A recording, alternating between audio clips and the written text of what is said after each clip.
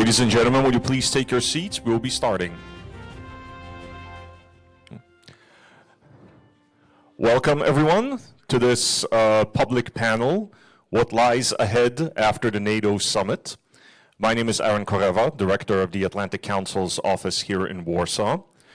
We're doing this event because we did have a truly monumental summit in The Hague, NATO Summit, that saw some great notable decisions. Chief among them, of course, is the defense spending pledge to spend 5% of the GDP on defense. This is a huge decision, huge event that would contribute vastly to the security of Europe. And I must say that I am extra proud and happy as someone who's half Polish and lives here in Warsaw that we're doing this event at the Embassy of the Kingdom of the Netherlands. Because as we all know, recently the Dutch F-35s demonstrated, like few others, the motto that we use at the Atlantic Council, stronger together. First, very quickly, we'd like to thank all of our partners. Some of us are here with us today. Without your generous support, none of this would be possible.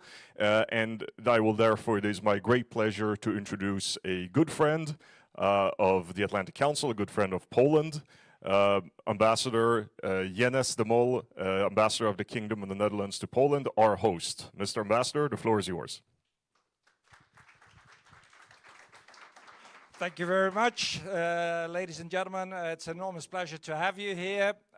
Indeed, we're looking backwards at a very successful NATO summit in The Hague. We're quite pleased with the outcome in many ways. But at the same time, you know, pledges is one thing, the reality is another thing, or the proof of the pudding is in the eating. So from the Dutch side, it is clear that we're committed. It is very good that we talked about 5% spending increase, of which 3.5% in defense, 1.5% in resilience. The Dutch are committed also to support their partners in the alliance. And I think we've shown it not too long ago. At the same time, there is room for balance between Europe, between NATO, and it should be a plus-plus exercise which needs to be developed. There's room for improvement, and at the same time there is room for discussion and how to get there and how to get this balance right. I am looking forward to the discussion. I'm not going to talk too long, but I'm very happy to have Rob de Wijk, who is a very prestigious Dutch commentator, analyst, professor. You set up a think tank. He's very visible. He has a podcast which has about 2 million followers, something like that. It has an enormous impact, and I'm extremely pleased and happy to have you here with us. So, not to take too much time, I'm going to give you the microphone back. So, thank you very much, and hope to see you afterwards at the residence. Thank you, Ambassador. Yes, so at this time, I would welcome our panel to the stage. We have Ian Brzezinski, Senior Fellow at the Atlantic Council's Europe Center and Transatlantic Security Center. Please, Ian, come on. We have Dr. Beata Górka-Winter, who is an international security expert at the University of Warsaw. And we have Dr. Rob de Wijk, who is the founder of the Dutch Institute of International Affairs. Welcome.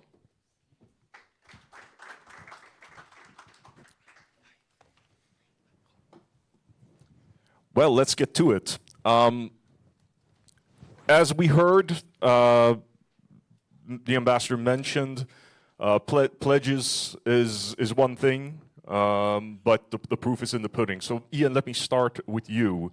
In terms of finding, how you would say, how do we maintain, 5% of GDP for defense spending? Of course, we're in Poland. This is a country that's been spending at this level or approaches this level for some time, but not in every country do we have popular support for this kind of defense spending. Do you see this as a challenge?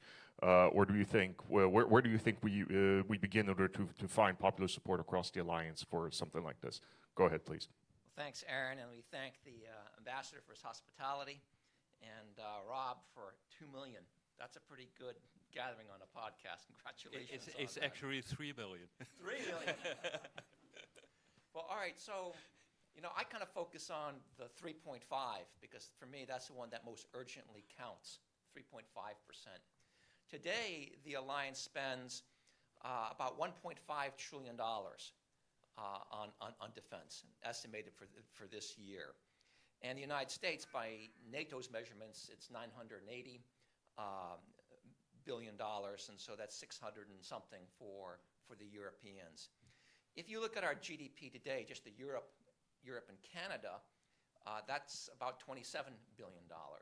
And if you jack that up, if you jack defense spending up to 3.5%, that would bring Europe almost to the level of American spending today, about $920 billion. So it's significant. And that is good news. It's long overdue. My concern is that 2035, that seems a little bit late. Secretary General Marco Rutte says that, and the German Chief of Staff and others say that NATO could be attacked by Russia in 2 to 5 years. So why are we waiting to 2035? There's an urgency that I think is unfortunately not being met in this goal.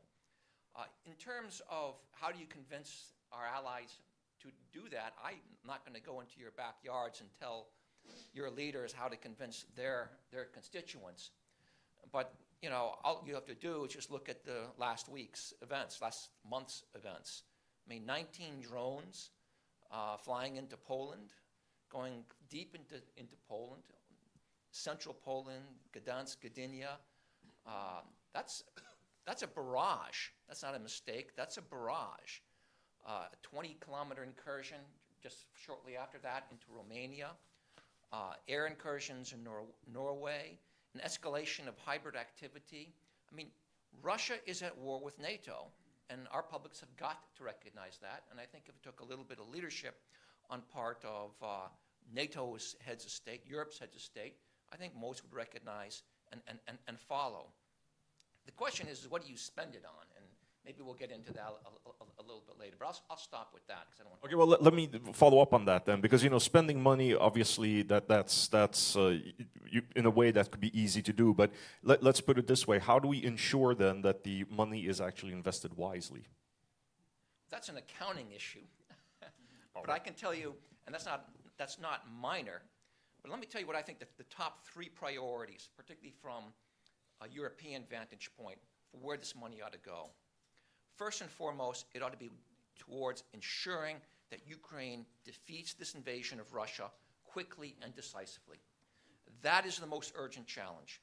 That is the alligator that's closest to the canoe, and it's biting. Its teeth are sinking into the canoe. And if we lose in Ukraine, we're going to have a wider war.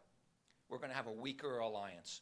You can have a mix of shock, internal division between the Europeans, within the Europeans, and the United States. You'll have an emboldened Putin. So first and foremost, direct those resources to give the Ukrainians what they need, but also to enable allies to do what needs to do to reinforce Ukraine's defensive, and to demonstrate to Putin that we have the will to fight. Second priority is fulfilling NATO's new regional defense plans.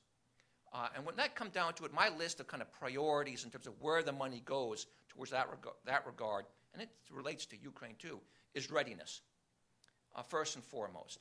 NATO says it has 500,000 troops that are ready to go within a month's notice. I don't know of a single military commander that actually agrees with that. And it's underscored by the fact that the alliance, or a coalition of the willing of NATO allies, thinks of a deterrent force for Ukraine. They're struggling to come up with 20,000. Which is woefully inadequate for anything to deter Russia and Ukraine. Mobility is a second priority, so you can move those forces to the front fast. Missile defense, but then also defense industry. Not in terms of just producing more, but enabling, restructuring industry so it can be more innovative, more agile, but also enable it to have surge production. Because today's technology will be only useful for a year at the most. So it's outdated. You have to adapt, but then also be able to rapidly surge in times of crisis. And then the third area of priority, and this may make some Europeans roll their eyes, Europe has got to be ready to do more militarily in the Indo-Pacific, because that is a transatlantic concern. And if Europe isn't with the United States in the Indo-Pacific, it's going to diminish the prospects for America remaining committed to Europe. Thanks, Ian. I guess, Dr. Gorka-Winter, over to you. You should have a microphone there, I believe. Oh, okay, all right. I guess my question is, so it's a little bit on alliance unity, I think. So, you know, Poland for a long time kind of shown the way that you can spend this level on defense, but then Spain says that it's going to have a carve-out, right? So I wonder what are your, you know, thoughts from, you know, being sitting here in Poland, you know, and looking at a country like Spain. And I mean, do you think that this is that will be like a tempting option for other countries to sort of go to the direction of Spain, or has Poland sort of shown that you can do this and is becoming a role model? Where do you think that that's going to tip in one way or the other? I mean, let's say a country has a budget crisis, right? I mean, Poland kind of has one already. Like, will they you know, move into the Spanish sort of neck of the woods or the Polish one? Thank you very much. Actually, that's a question we are facing for a long time already, because, you know, for years this discussion over the threat perception and over the political willingness of spending money for military, that's a pending discussion, and it started during Cold War already.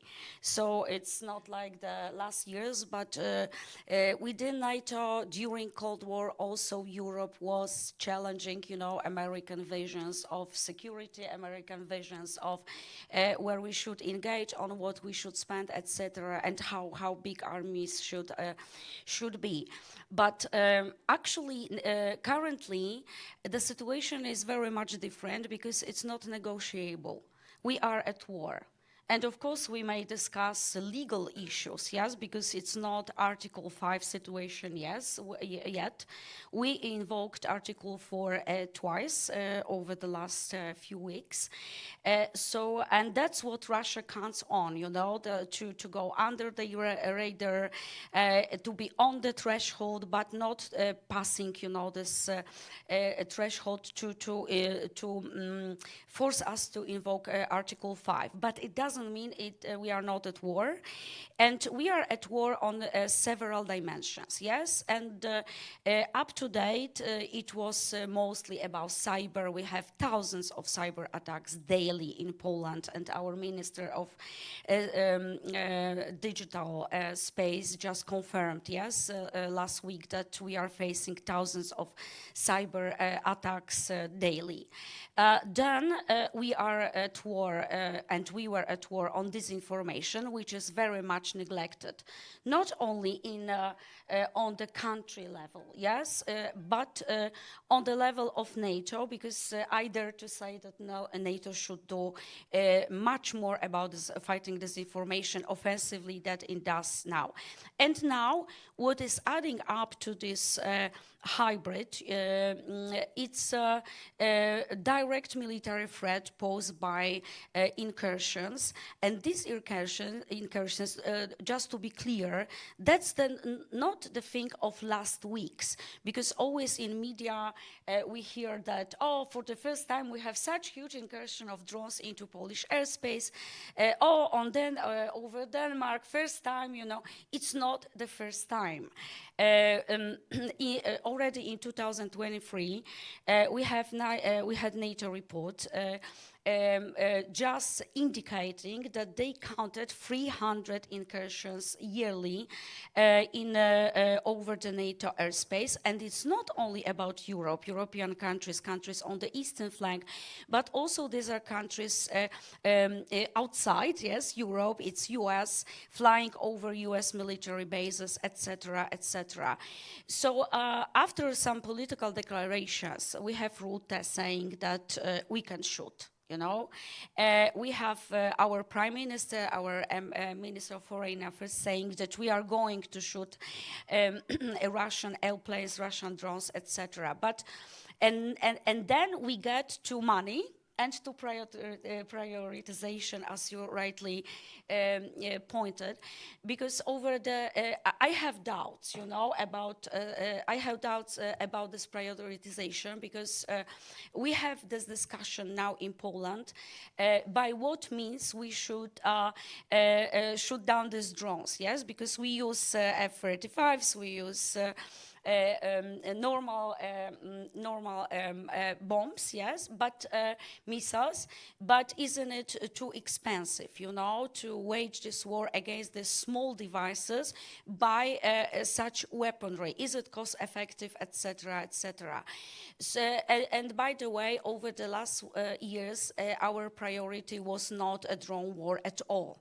That's the first thing, yes, that we invested a lot in heavy equipment, artillery, fighters, jets, missiles, yes, munition also. We start to invest more in munition.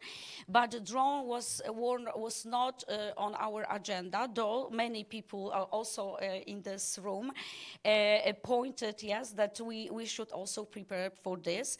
But looks like yet we don't have solution on how to do that, which weaponry, and how much to spend on the new kind of war if we still invest in this old kind of weaponry, and are we actually preparing for the war which is already gone? Because we have completely new type of war. And of course, I can also elaborate more on our defense industry, as I already mentioned, but maybe this will be for the second round. Thank you. We'll get to the drones and sort of what's the significance of them. Just to follow up with that, because you mentioned cyber attacks, you mentioned disinformation, right? And of course, the ambassador mentioned this 1.5% on resilience. So sort of, I mean, for many, there could be a bit of an unknown, right? This resilience concepts. So like a lot of things maybe can be tagged as defense-related resilience spending. So do we need to put something more specific around that in order to make it more, around resilience? On resilience. Yes, does that what you mentioned fall under yes, that, and does that need to be explained? I guess? Yes, for sure. Because even yesterday I had an interview with Romanian journalists. The team from big Romanian portal went to these villages which were hit by these drones. And in these villages, when you ask people about the whole incident, what they think about this incident, who was behind, etc., they are, to my astonishment, because there is a huge media campaign now in Poland, informative campaign about what happened, who is behind, that's on Russia's side, and we should blame Russia only for this. But still, people are concerned, and many of them express their opinion that it was Ukrainian attack. And no matter, how many informative, I was like giving, 10 of interviews, daily on explaining how it works. Apparently our general command, our generals went to media, explaining what happened, how the operation went, who was involved, and who is the main perpetrator, of course. And no matter how much effort, you put into this informative actions, people in the small villages still believe that it's Ukrainian provocation, because Ukraine wants to take us, to this war, as we were not already, because we are helping Ukraine so much that you may openly say that we are kind of part of it, yes, with weaponry, with financial assistance, intelligence sharing, etc., etc. So looks like we really need more surveillance, of the information space, and we also need to be more offensive in our disinformation strategies, because Russia, starting from Soviet Russia, they have mechanisms and institutions which we don't have. And they put, thousands, millions of euros yearly into different operations, different media spots, different businesses, because from their side, it is regular business. It's not the man, sitting somewhere underground, with a hood on his head and writing something bizarre. But this is a very organized business and a very organized machinery, very well financed, and they are open with that, and they are very, very bold. In Europe, in United States, with Operation Doppelganger, etc., etc. So, and our institutions are underfinanced and are focused only on fact-checking, which is not enough. Fact-checking is, of course, it's a very good technique, because then you can explain how the situation is really going on. But with fact-checking, you cannot conquer disinformation. Yes, you need to have your own actions. You need to be bold, and our institutions also need to be bold in this offensive.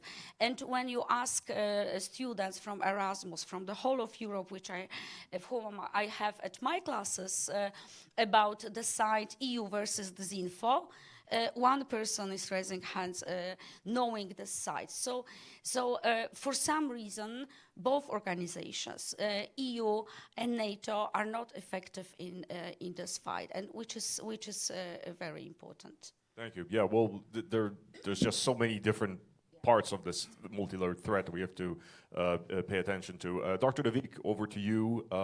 Founder of the Hague Center for Strategic Studies. Should have mentioned that in the beginning. I guess a similar question to you then as well. Like how do we make sure that the spending actually goes, to what is needed? I guess maybe this is.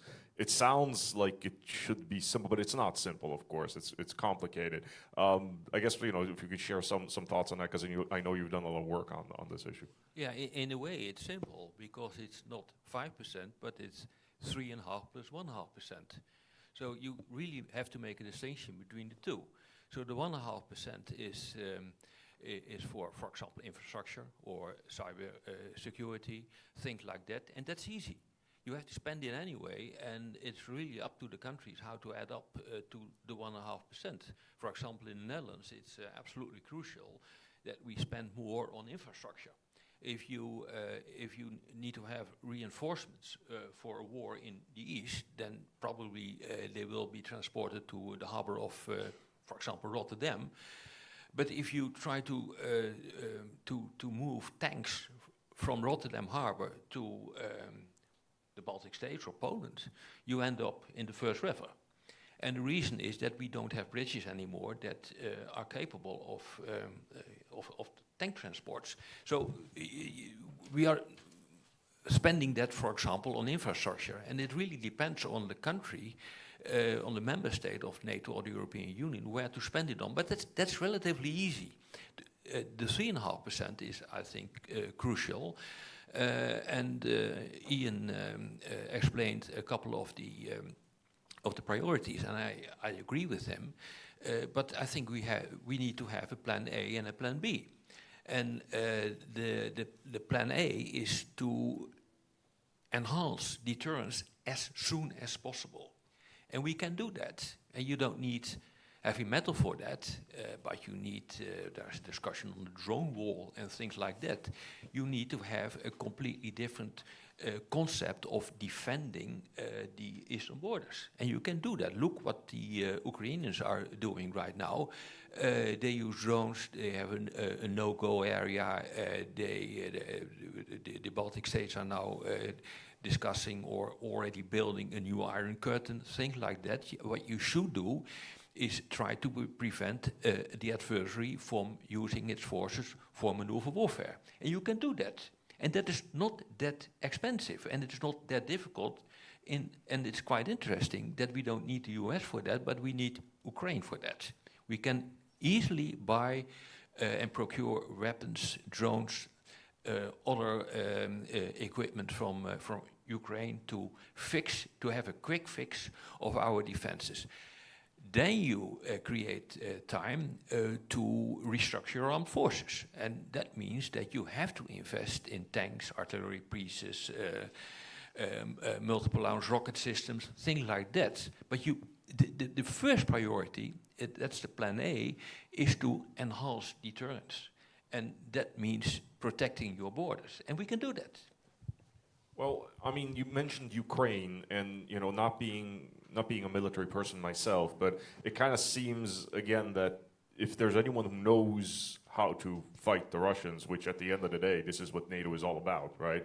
It's the Ukrainians. So maybe slightly besides the whole 5%, because now we talked about the 5% a lot. No, we talk about the 3%. No, sorry, yeah, yes, you're absolutely right. 3.5%. 3.5%, absolutely right. But do you think that slightly outside of that field, are we is sort of the defense cooperation between NATO and Ukraine, is that moving in the right direction, you think? And what about the relationship with the United States? I mean, obviously, I mentioned I'm half Polish in the beginning, but also half American, right? I would love Europe to have better defense capabilities, but at the same time, I don't want, I often tell Americans, beware of what you wish for, because if all you do is just strengthen Europe and you don't maintain the transatlantic link, well, then you might start going into strategic autonomy. I wonder if you have any thoughts on that. Yeah, absolutely. These are two different questions. Maintaining the transatlantic link is also a responsibility for the US, not only for us. And what I see is that we want a transatlantic link, but I believe that President Trump is creating some doubt about this. So we really have a political problem here, and how to deal with it. So my conclusion is, I just wrote a book about it, is that we really need to become more independent from the US, because trust is gone. And from a military perspective, we have to work together with Ukraine in order to fill the gaps that will be created if the US leaves Europe or casts doubt about the security guarantee. Then we have to come up with an alternative, or you can do that. First of all, America is a troop provider. We can easily repair that. That's not really a problem. If you look at the new force model of NATO, 300,000 high readiness troops, we can provide that. That's not a problem. Long-range weapon system, that's another issue, shortfall. President Biden decided to deploy, for example, cruise missiles in Europe. That will not happen under Trump. So what are we going to do then? We have to procure them from Ukraine or develop them together. And that's what we do right now. Force integration, that is provided always by the US. Force integration means that you are capable of commanding huge armies, huge units. We can do that, but we can do it if we, for example, adopt and buy the Delta system used by and developed by Ukraine, which is compatible to NATO systems right now. So we came to the conclusion that from a military perspective, European autonomy is much easier to reach than economic autonomy. But we need Ukraine for that. And what we now see is huge collaboration between Ukraine and the European member states. The government of the Netherlands just signed new contracts to produce Ukrainian weapons in the Netherlands and vice versa. So there is really something going on. And this is good or bad news for the US. It really depends on in what part of the politics you are in the US. But this creates a situation where we will become less dependent on the US. And it really depends on what you want. And some countries in Europe will not like this, but this is what's happening right now. Thank you. Ian, back to you then. I also think that, from where I sit here in Poland, that the Europeans do want to maintain the transatlantic ties and transatlantic link. From your vantage point, spending most of your time in the United States, what would you say is sort of, I mean, obviously there are all these discussions and questions on how the Trump administration is handling the transatlantic relation. Sometimes people say, oh, well, they're moving in the right direction, the wrong direction. It just the latest statement from Trump that Ukraine can win, but with Europe's help. I kind of interpret that as, again, like, asking Europe to do more. I guess, are the Americans doing, you're probably going to say that Americans are not doing enough to maintain the transatlantic ties properly. But I guess maybe if you share some thoughts on sort of what is it that our American audience, because this is of course live stream, needs to hear in order to keep the alliance cohesion together. And then please, all the speakers, please since we're doing this live, please keep the mic close. This is one of those things I learned, like, when I'm not a very good singer, but I do know that I have to keep the mic close to when I do it. Well, thanks. I'm among those who have real concerns about the Trump administration's commitment to the transatlantic community. Getting signals over there, get it closer. But I also am more optimistic about the future of the transatlantic relationship. And I'm actually fundamentally more concerned about Europe overreacting to Trump and the damage that will do to the transatlantic relationship than what Trump can do to the transatlantic relationship. And look, the fact of the matter is President Trump and many of his senior-most inner circle advisors do not see the United States as having a vital interest in Europe. They may agree that World War II was worth to send millions of Americans to lose their lives on behalf of the transatlantic community. It may have been worth during the Cold War to invest in 300,000 US troops in Europe, but they say we're in a different age now. I think they're fundamentally wrong. Our most important trading relationship is with Europe. I've served in administrations where we went to places where Europe didn't want to be, but they joined us most of them joined us without question in Afghanistan and Iraq, including the country of our host, and I'm grateful for that. But that's not what the Trump administration is, and that's not good. But the good news is the Trump administration doesn't reflect the mindset of the American Congress or the mindset of the American people.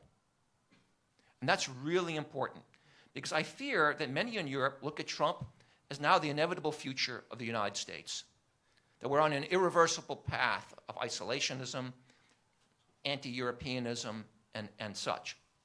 If you look at polling, it's been consistent over the last several years. The vast majority of Americans believe that NATO is important. The vast majority of Americans believe that NATO ought to live up to its Article 5 commitments. Most Americans are free trade. They see value in the transatlantic relationship. And the most interesting thing to me is polling that's been done by the Ronald Reagan Institute, including this last summer, on the MAGA base. And this is important because most people think that Trump's foreign policies are driven from the base up. It's not true at all. Trump's foreign policies, his outlook on national security, are his and those of a small coterie of people that serve as his kind of decision-making team. The polling on the MAGA base, when asked, how many of you support or want Ukraine to win? 70%. Do you support U.S. assistance, security assistance, gifts to Ukraine? Over 60%. This year, last year. 63, and now I'm a little bit off by a percentage or two, so forgive my memory. Do you believe we ought to sustain or increase our relationship or our commitment, U.S. commitment to NATO? 63, 64%, and actually went up from 24 to 25. And for me, the killer question was, do you support the United States defending a NATO ally that's been attacked? They didn't say this, but let's say Estonia. 68 or 69% of those red-hatted men and women who yell behind President Trump's rallies, 68, 69%, we ought to live up to that commitment. That is a higher percentage than my small group of dying moderate Republicans from the past. We're at 63%, and I'm really shocked and disappointed by that. So Europe needs to take the long-term, make the long-term bet on America. And yes, it needs to build up its armed forces. It needs to demonstrate leadership. I think in Ukraine right now, we need to see more European leadership. This is Europe's hour to literally pull America in the right direction. I get worried with phrases like independence, autonomy, strategic autonomy, creating separate structures, because that's actually what Trump wants to see. Yeah.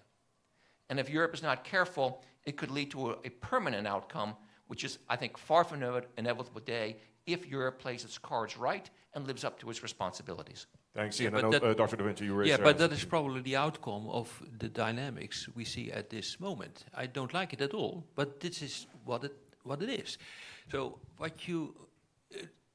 Trump achieved something that Putin could not achieve, and that is rearmament of Europe. And that is something to think about, because this is really important what's happening here. So we have this huge project initiated by the European Commission, Rearm Europe, 150 billion loans, common loans, but also more flexibility in the budget rules of the European Union. So there is really something going on. But there's another thing, and that is related, in my view, to the geopolitical change. Each and every president of the US will focus on Asia and not on Europe. This is because of the rise of China, and the priority has shifted from Europe to Asia for good reasons. And I remember very well 2011, Brussels, Secretary of Defense, now Gates. And he explained that one day there will be a president and there will be a Congress that says this is enough, no more free riding in Europe, you have to take care of your own defenses. And that moment happened a couple of months ago when President Trump was inaugurated. And I think that is what is happening. So you cannot consider this as something that is only linked to Trump. Trump is an accelerator of a change that was already going on. This is also linked to geopolitical change and the fact that your country is also looking to China, for good reasons, by the way. Dr. Gorka Winter, do you have any thoughts on that? And oh, there's a microphone. I'm not so much concerned actually about Europe being dependent on US, because at the end of the day we can always ask for help, and I believe that this help will come because we see that it's coming, even if Trump is saying what he's saying, trying to trigger, our governments to spend more efficiently, not to be so much dependent. Finally, we have a lot of American help and American assistance here, so that these are facts. What I'm more concerned about is our dependence on China. Our lagging behind China in many areas, and look at critical materials. We have very ambitious plans to accelerate our military production, but if you count on how many these little small parts, and ingredients, rare earth minerals, magnets, we need to put in all this machinery we are trying to produce here. Lately, I analyzed the question of magnets, for example, and looks like in every part, because the production is also very complicated, but on every stage we are dependent like 70 to 90% on China. So if China closes, just one thing, then we are done, and we cannot produce what we want to produce, even if we are able to collect this money. And of course, we have very good initiatives like opening this factory in Estonia lately on producing magnets, because finally, we realized that we need our own investment. But look who is investing in Estonia. That's foreign capital. That's Australia. That's Canada, with some EU funding. So as Europe, we still need outside investors. To have critical factories, critical critical to our production. So it shouldn't be like that. And of course, I also appreciate a lot all instruments EU implemented lately over the last years. They are crucially important. But devil is in details, yes? If you look on how this instrument is organized, then it is obvious for me that time is not priority for the EU. And it shouldn't be like that, because if me as a CEO of a military business, if I'm forced, to count how much part of my production is 60 or 70% of EU and the rest is maybe from other countries, it shouldn't be like that, because it consumes time which is really necessary and really crucial to win the war with Russia. So still we are going into very much complicated, administrative barriers, and it shouldn't be like that, because we should be organized like it is in the United States, which when they have the agencies, DARPAs, Missile Defense Agency, the budget is allocated, nobody is counting, how much the portion is of European production. Well, I know that European autonomy is an important thing, I do agree, but now the priorities is winning war. And then we may think about autonomy, we may think about how to make our production more European, not Chinese, because, China is behind, as I said, many parts. So we should still accelerate the process. The other thing which is of crucial importance is NATO-EU cooperation. In Poland and in many countries, on the eastern flank, there are some, groupings or political groupings, let's say, which are underestimating EU input in the whole defense and security matters, which is not true when you realize that NATO is not collecting its own money. NATO is not about money. It's not organization which is allocating resources which are then put into defense and security. This is EU, which is making these budgets available for our countries, all these loans which were mentioned, and to our MODs, and then to our defense spending, etc., etc. So if we do not harmonize, both of these organizations, then we are nowhere, yes, because NATO is not able to do anything now without a serious financial support which comes from the EU. And the third thing, which I don't know how to solve, is demographic problem. And it applies both to military and to from which, source we should have our soldiers, and automatization and artificial intelligence is not going to solve all our problems with people, because we see how Russia is fighting, and Russia is not fighting with very high-end technologies, they are fighting with mass, yes? With cheap people, sorry for that, and cheap stuff sometimes, yeah, very cheap stuff. So being very high-tech doesn't solve all of our problems on the front line. And on the production side as well, some production lines are very specialized, very highly specialized. It's not the production of shampoo, So you need engineers, You need young people who are well qualified, and paid well. Because the average age in the factory is something like over 50, And then we don't have young people to to be recruited for a nice salary to these factories and to learn all these complicated things which they have to learn to be able to produce, for example, radar. Yes, even munition is quite complicated now. So it's really a problem because you cannot introduce like migrants for this production, for example, because of security issues. There were ideas, to have Ukrainians employed in our factories, but due to security reasons, we couldn't do that because you never know, whom to let into your very sensitive businesses. So that's a real problem which we need to solve.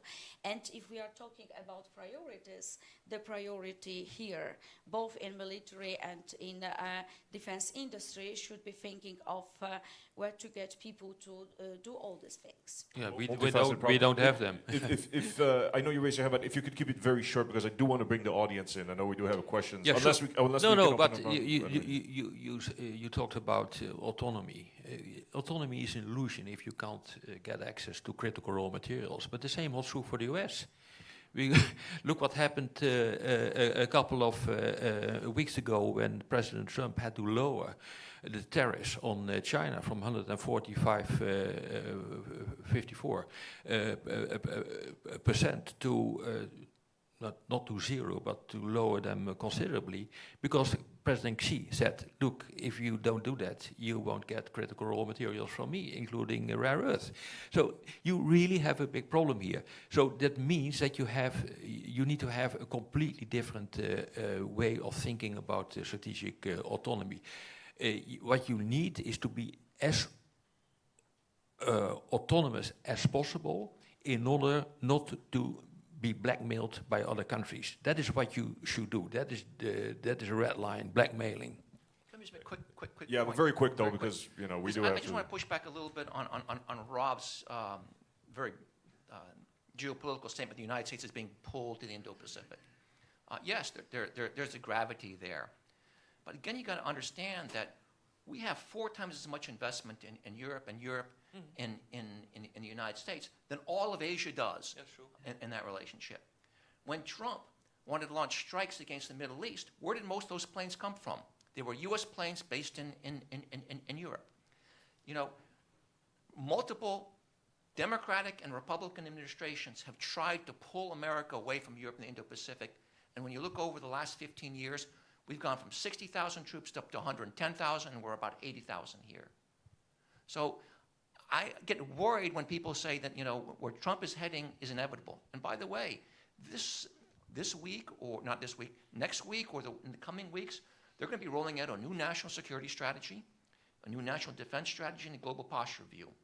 And that will be real insight into where the Trump administration is headed. Not America, but the Trump administration is headed. And it won't be emphasizing first and foremost the Indo-Pacific. It will be emphasizing homeland security, protection of our borders, and the Western Hemisphere.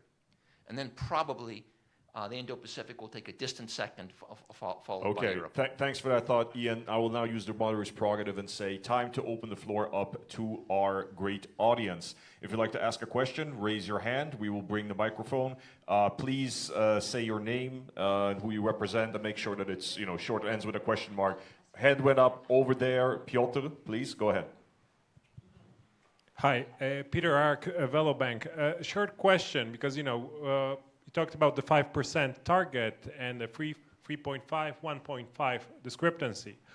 A lot of countries are very creative currently with the 2% target on what they actually spend on military, whether it is civil, Guarda Finanza in Italy, which is then concluded as the trademark. You don't see this as a problem because we can see the disillusion when we actually gonna see how the civil differs from the military expenditures across Europe. Aren't we gonna be under scrutiny? Good point. Anyone grab that one? Good. No, I don't really think that's a problem. We have to face the issue that a couple of countries in the south are simply not willing to spend that much money on defense because they don't feel the threat.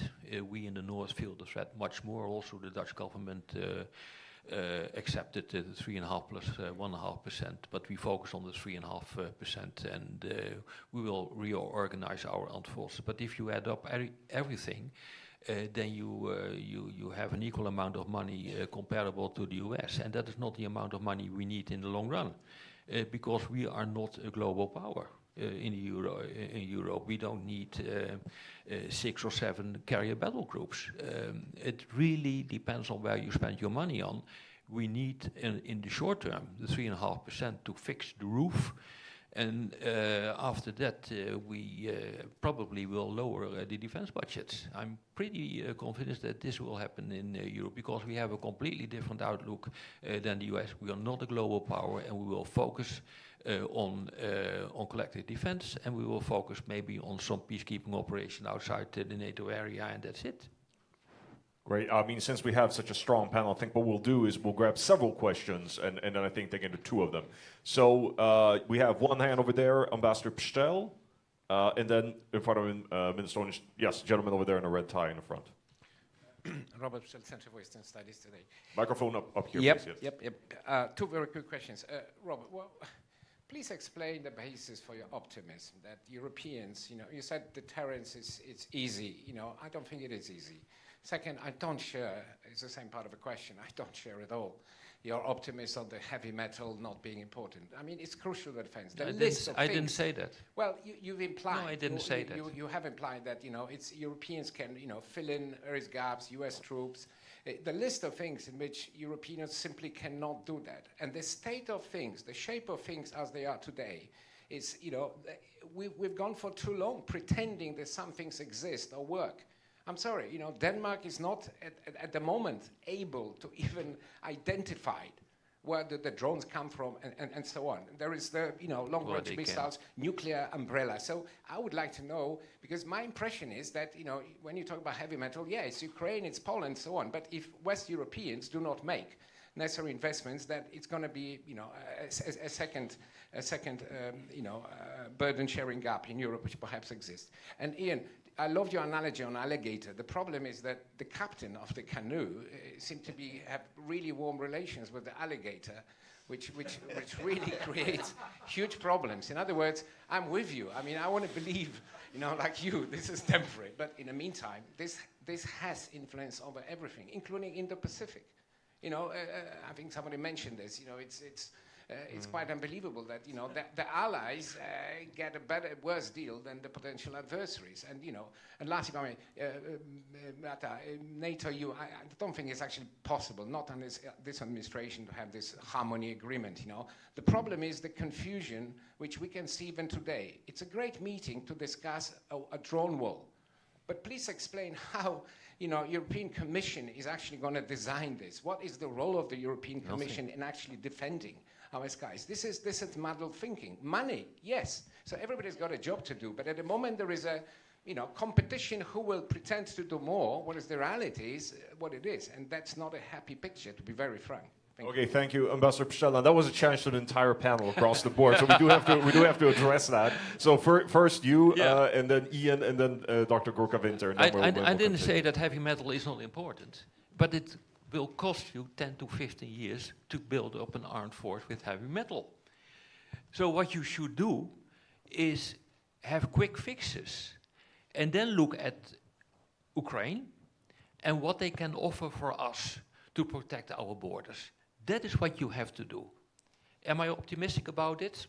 It's not a matter of being optimistic or pessimistic about this. Is it doable, yes or no? It is doable. The problem is, and that is a conclusion that I drew already long ago, the problem is not Russia or China or the US. The problem is us and the political decision-making process driven by the electorate. That is the problem. So if we want to do this, and we are going to do it, and we will do it right now, then it is doable. It really depends on us. So we have to come up with completely new plans and creative thinking how to fix our deterrence posture as soon as possible. And we have to take into account the new political reality of the transatlantic relations. And that means that we have no other choice but to think in terms of alternatives. You simply cannot deny what's going on there right now. And if you do it, then you end up with empty hands. All right, Ian, I mean, that was a clear challenge to you as well. Well, you know, on the drone wall, maybe I'm going to state the obvious. Ukraine doesn't have a wall. It has a layered defense that spans across its entire country. So they're knocking down and tracking drones the moment they launch in Russia and cross the border, and they try and pick them off. And the wall, so to speak, or the defenses get thicker and thicker around the points that are most important to defend. So there's not going to be an EU wall that goes along the Polish border, the Baltic border, that stops everything from going in. It's going to have to be a very thick and extended network of defensive. And that's going to cost a lot of money, and it's going to involve a certain amount of risk. When we saw a Polish house that got blown up, unfortunately, by a Polish missile, which shows the kind of the difficulty and the collateral damage risks that come with that mission. That's going to require not just different tactics and capabilities. It's going to require a different mindset within our polities. And you know, as for the friendships with the alligators, I guess I wasn't very clear. I share that concern that I have a leader of the United States who still flirts with the idea that we can have a reset with Russia. That's why I'm actually looking to Europe for leadership, because Europe actually does have enough economic and military magnitude to more decisively shape the situation in Ukraine. And if it would apply its power in that way, I think there's a real reasonable chance it could actually pull the United States into doing the right thing.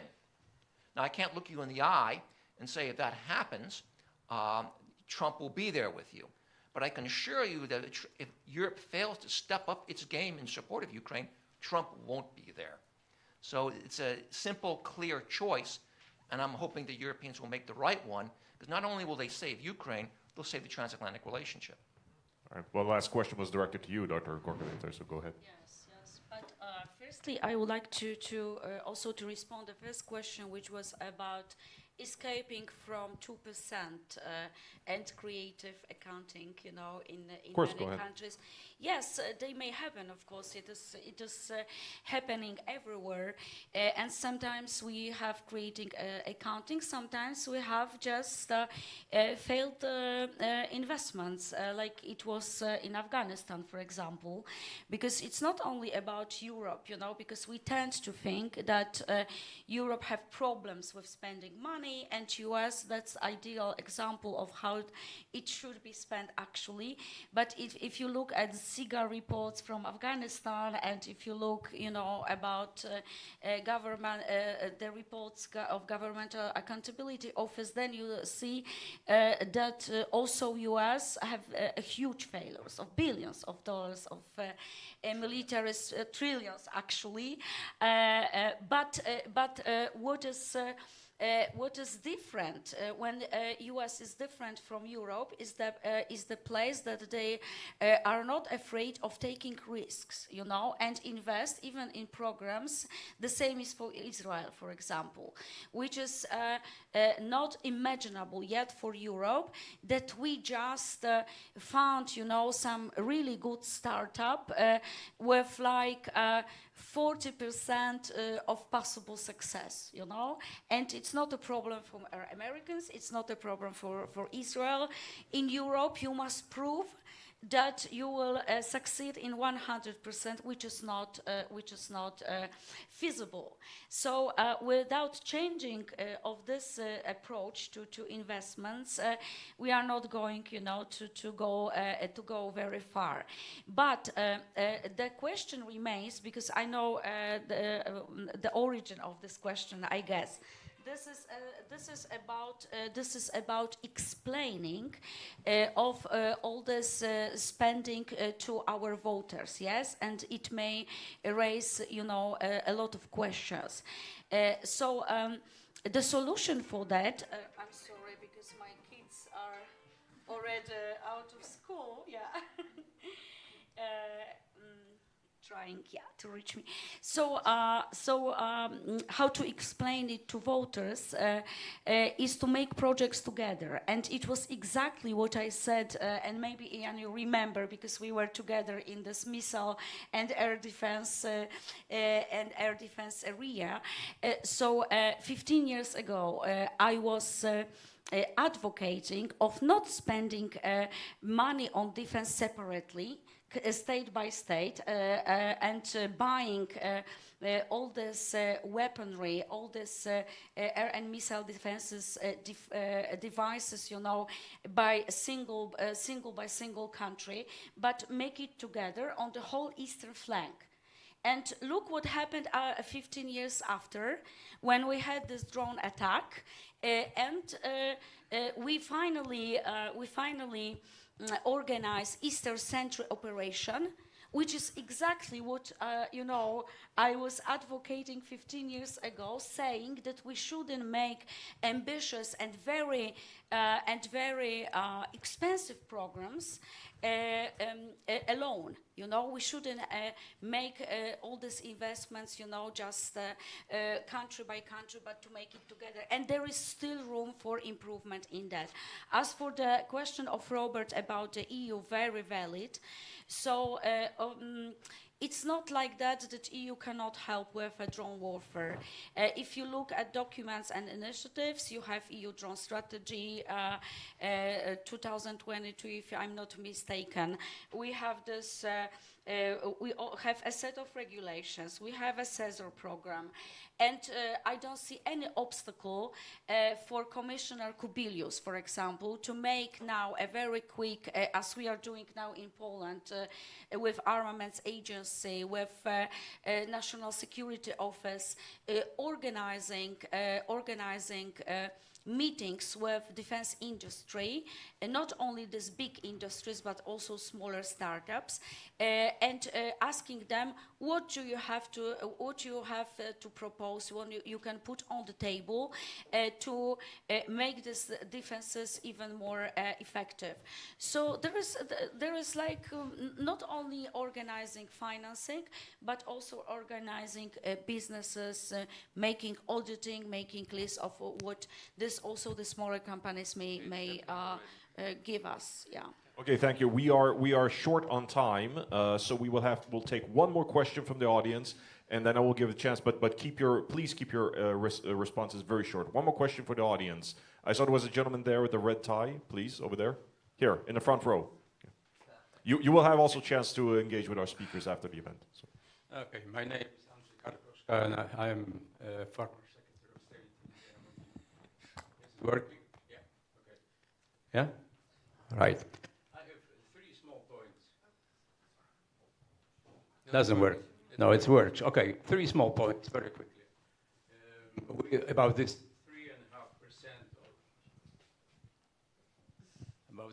3.5% which we are going to spend in EU. It's a lot of money. Poland, for example, 43.7 billion euros. That's our part.